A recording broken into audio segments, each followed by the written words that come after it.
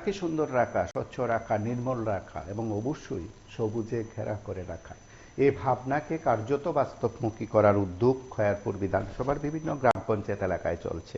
তারই এক অঙ্গ হিসেবে একটি দৃশ্য আমরা তুলে ধরছি আপনাদের কাছে। পূর্ব নোয়াগাঁও গ্রাম পঞ্চায়েত অফিস প্রাঙ্গণে সেখানে গ্রাম সভা অনুষ্ঠিত হয়, কিন্তু গ্রাম সভার পাশাপাশি একটি কর্মসূচি ছিল।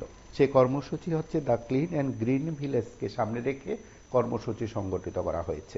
মূলত সেখানে চারা গাছ বিতরণ করা হয়েছে নাগরিকদের কাছে। নাগরিকদের হাতে সেই চারা গাছ তুলে দেন এলাকার বিধায়ক রতন চক্রবর্তী সহ অন্যান্যরা, এবং তার পাশাপাশি এই ভাবনাকে তিনি জনগণের কাছে যেমন তুলে ধরেছেন, ঠিক তেমনি জনগণকে নিয়ে কিভাবে সবুজায়ন করা যায়, কিভাবে সুন্দর নির্মল স্বচ্ছ গ্রাম রাখা যায়, মূলত সেই কথাগুলি তুলে ধরেন।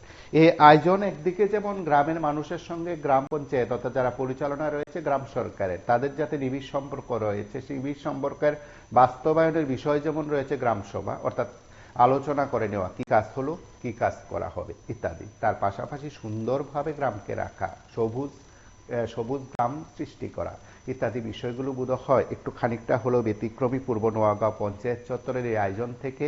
অতিথি ও বক্তাদের কি বক্তব্য আমরা শুনবো, এলাকার বিধায়ক রতন চক্রবর্তী সহ অন্যান্যরা কথা বলেছেন, তার অংশ বিশেষ শুনবো। বাঙালিরা সবাই আসে, সবাই পড়াশোনা করে, খেলাধুলা করে, মাঝখানে তো আস্তে আস্তে এটার স্টুডেন্ট কমে যাচ্ছিল, চলে যাচ্ছিল। এটাকে এবার সাজিয়ে দেবো আমরা সব দিক থেকে সুন্দর করে। কিন্তু আমাদের একটাই অভাব, সেটা হচ্ছে আমরা ঠিকভাবে এটা প্রচার করি না। আমার প্রচার দরকার নেই, আমার সরকার যে করছে, যার ঘর নেই তাকে ঘর দিচ্ছে, যার পানীয় জল নেই পানীয় জল দিচ্ছে, যার শৌচালয় ছিল না তাকে শৌচালয় দিয়েছে, যাদের রোজগার ছিল না ভাতার দরকার তাদেরকে ভাতা দিয়েছে। সব ক্ষেত্রে মিলিয়ে আবার বিনা পয়সায় চাল আজকে কত বছর ধরে, সেই কোভিডের সময় থেকে শুরু হয়েছে, এখনো চলছে, পৃথিবীতে কোথাও নেই। তারপরে আপনার এই যে বিনামূল্যে চিকিৎসা, এটা প্রধানমন্ত্রীর যেমন আছে একটা, তেমনি মুখ্যমন্ত্রীর একটা স্কিম আছে। একটা পরিবার 5 লাখ টাকা পর্যন্ত সে চিকিৎসার সুযোগ পায়।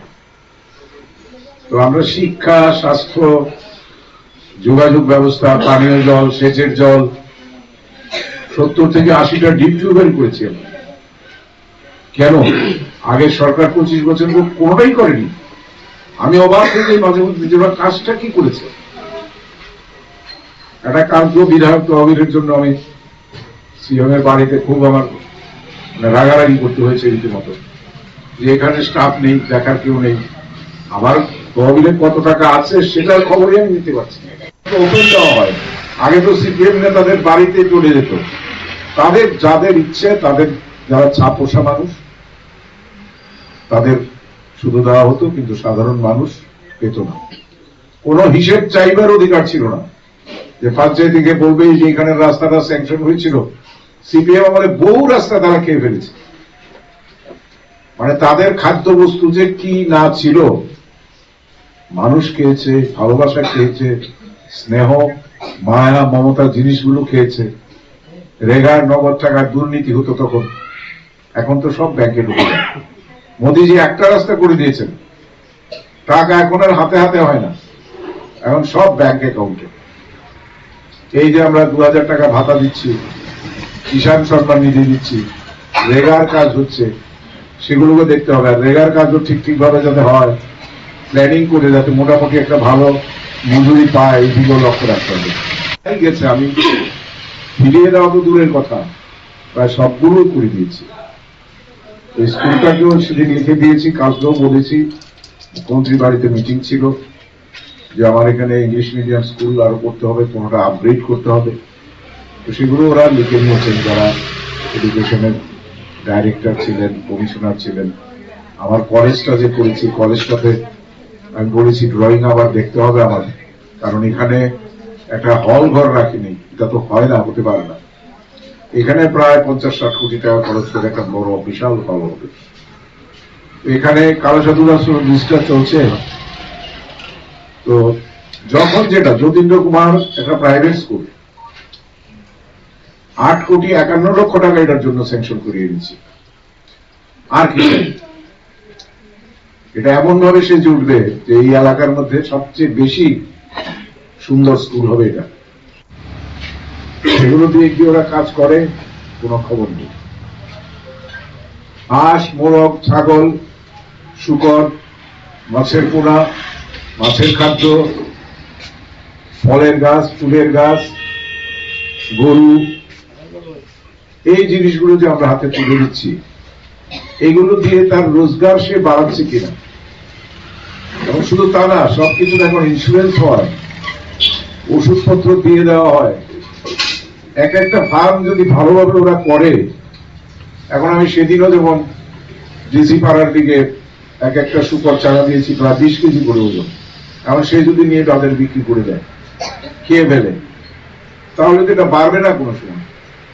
এই নজরদারিটা কিন্তু আমাদের সংগঠনের মানুষকে করতে হবে। দেওয়ার ক্ষেত্রে হাজার হাজার ঘর আমরা এলাকায় দিয়েছি, কিন্তু দুর্ভাগ্যজনক ভাবে অনেকে পুরনো অভ্যাস, টাকা তুলে টাকা খেয়ে ফেলেন। আরে তোমার বাড়ি তুমি ঘর করবে, আমি সাহায্য করছি আমার সরকার, সেই টাকাটা তুমি কেন কাজে লাগাও না? আর এই কাজগুলো তো করে আবার এলাকার মানুষই। আমাদের এলাকা গরিব এলাকা, শ্রমজীবী মানুষের এলাকা। এখানে যত বেশি সম্ভব আমরা পারি মানুষকে তার রোজগার বাড়ানোর জন্য চেষ্টা করি। লোক হলেই তাকে খেতে দেবো না, মারবো, খুন করবো, বাড়ি জ্বালিয়ে দেবো, এলাকায় থাকতে দেবো না, এই যে একটা স্বৈরাচারী হিংস্র মনোভাব, এই যে হিংসার একটা তাণ্ডব, এই ত্রিপুরার মধ্যে বিশেষ করে খয়েরপুরে দিনে দুপুরবেলা মানুষকে কুকুরের মতো মেরে রাস্তায় ফেলে রাখত। সে অবস্থাটা আমরা বদলে দিয়েছি।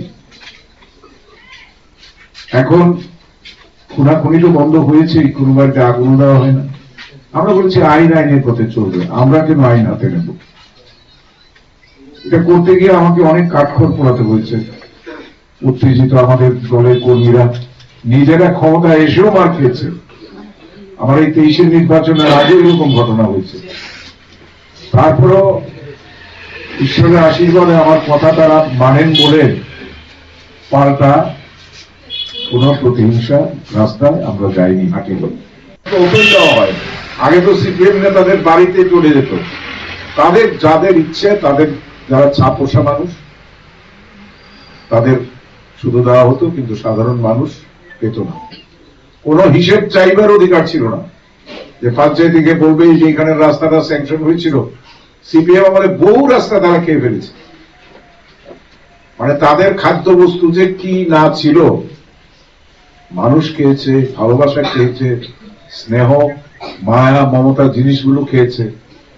রেগার নগদ টাকার দুর্নীতি হতো তখন, এখন তো সব ব্যাংকে ঢুকে যায়।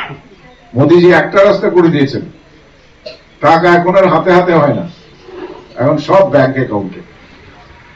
এই যে আমরা 2000 টাকা ভাতা দিচ্ছি, কিষাণ সম্মান নিধি দিচ্ছি, রেগার কাজ হচ্ছে, সেগুলোকে দেখতে হবে। আর রেগার কাজও ঠিকভাবে যাতে হয়, প্ল্যানিং করে যাতে মোটামুটি একটা ভালো মজুরি পায়, এইগুলো লক্ষ্য রাখতে হবে।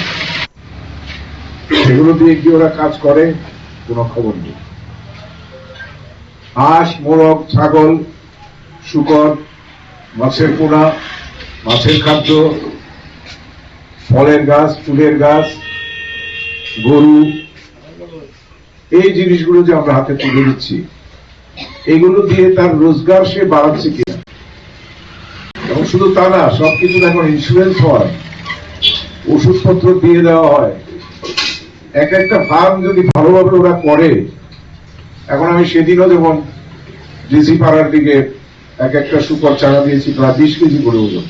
এখন সে যদি নিয়ে তাদের বিক্রি করে দেয়, খেয়ে ফেলে, তাহলে তো এটা বাড়বে না কোনো সময়। এই নজরদারিটা কিন্তু আমাদের সংগঠনের মানুষকে করতে হবে। দেওয়ার ক্ষেত্রে হাজার হাজার ঘর আমরা এলাকায় দিয়েছি, কিন্তু দুর্ভাগ্যজনক ভাবে অনেকে পুরনো অভ্যাস, টাকা তুলে টাকা খেয়ে ফেলেন। আরে তোমার বাড়ি তুমি ঘর করবে, আমি সাহায্য করছি আমার সরকার, সেই টাকাটা তুমি কেন কাজে লাগাও না? আর এই কাজগুলো তো করে আবার এলাকার মানুষই। আমাদের এলাকা গরিব এলাকা, শ্রমজীবী মানুষের এলাকা। এখানে যত বেশি সম্ভব আমরা পারি মানুষকে তার রোজগার বাড়ানোর জন্য চেষ্টা করি। লোক হলেই তাকে খেতে দেবো না, মারবো, খুন করব, বাড়ি জ্বালিয়ে দেবো, এলাকায় থাকতে দেবো না, এই যে একটা স্বৈরাচারী হিংস্র মনোভাব, এই যে হিংসার একটা তাণ্ডব এই ত্রিপুরার মধ্যে বিশেষ করে খয়েরপুরে দিনে দুপুরবেলা মানুষকে কুকুরের মতো মেরে রাস্তায় ফেলে রাখে, সে অবস্থাটা আমরা বদলে দিয়েছি। এখন খুনাখুনি তো বন্ধ হয়েছে, কোনো বাড়িতে আগুন দেওয়া হয় না। আমরা বলছি আইনের পথে চলবে, আমরা কেন আইন হাতে নেব? এটা করতে গিয়ে আমাকে অনেক কাঠখড় পোড়াতে হয়েছে। উত্তেজিত আমাদের দলের কর্মীরা নিজেরা ক্ষমতায় এসেও মার খেয়েছে। আমার এই 23-এর নির্বাচনের আগে এরকম ঘটনা হয়েছে। তারপরও ঈশ্বরের আশীর্বাদে আমার কথা তারা মানেন বলে পাল্টা কোন প্রতিহিংসা রাস্তায় আমরা যাইনি, হাঁটিনি। আপনারা শুনলেন সেখানে বিধায়কের কি বক্তব্য, তার পাশাপাশি সেই এলাকার উন্নয়ন সামগ্রিক বিষয়গুলো নিয়ে কথা বলছেন, রাজনৈতিক দৃষ্টিভঙ্গি থেকেও ইঙ্গিতবহ বার্তা দিয়েছেন। আপনারা সঙ্গে থাকুন, দেখতে থাকুন টিভি 24।